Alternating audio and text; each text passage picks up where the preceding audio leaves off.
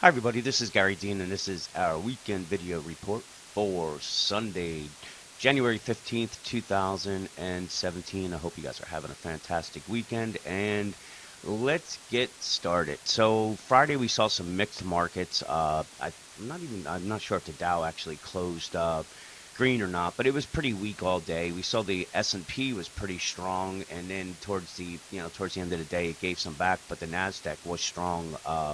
All day. It's been making new all-time highs. So obviously the money's flowing into technology right now.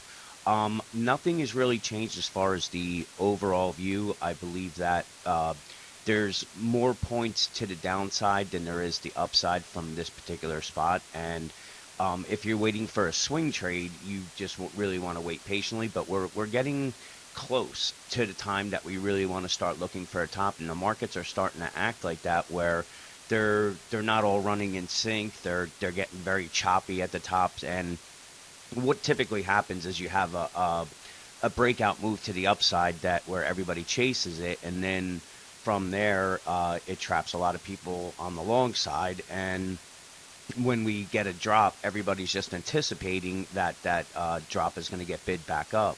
And then when it doesn't, that's when you start seeing people start to panic and they sell. And typically, when we get the panic part of it, it's the time to start buying. So I'm waiting patiently. It's the market has been really choppy. It's been frustrating for both the bulls and the bears, because anybody that's waiting for a swing trade, they're ending up right in the same exact spot. So on a daily chart, one of the reasons why I'm not chasing this rally right here is we have the bearish divergences on the daily charts, and we also are very overextended on the SMI, and you can see the MACD is crossed.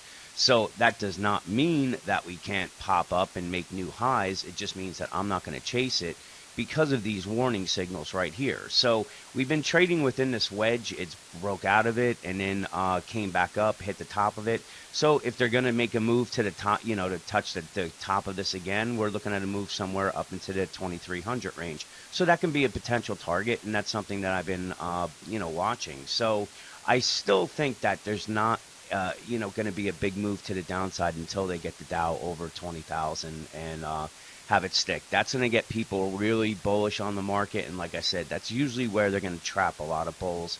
And from there, we're going to get a pullback that I don't think anybody's really anticipating right now.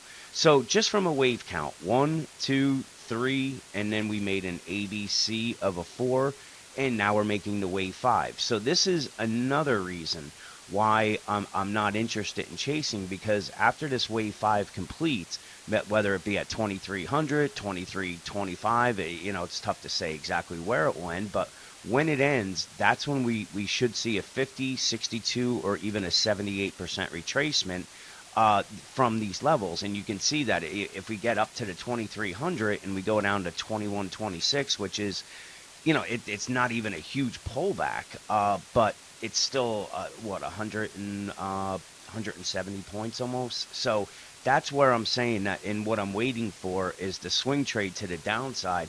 But I'm not pounding the table to start shorting right now, because we have the inauguration going on next week, and like I said, I still think that the momentum is on the side of the bulls right now, and until we see people chasing this rally, that's when we'll know that we're getting close to an end, and we're it's getting choppy, so that's also a characteristic of it. But in any way, this wave 5 is another reason why I'm not interested in chasing, because it could end anywhere above 2282, and that could be labeled a wave 5, and then the next move would be coming someplace down into these levels here. So we have the bearish divergences that's supporting a wave 5 as well.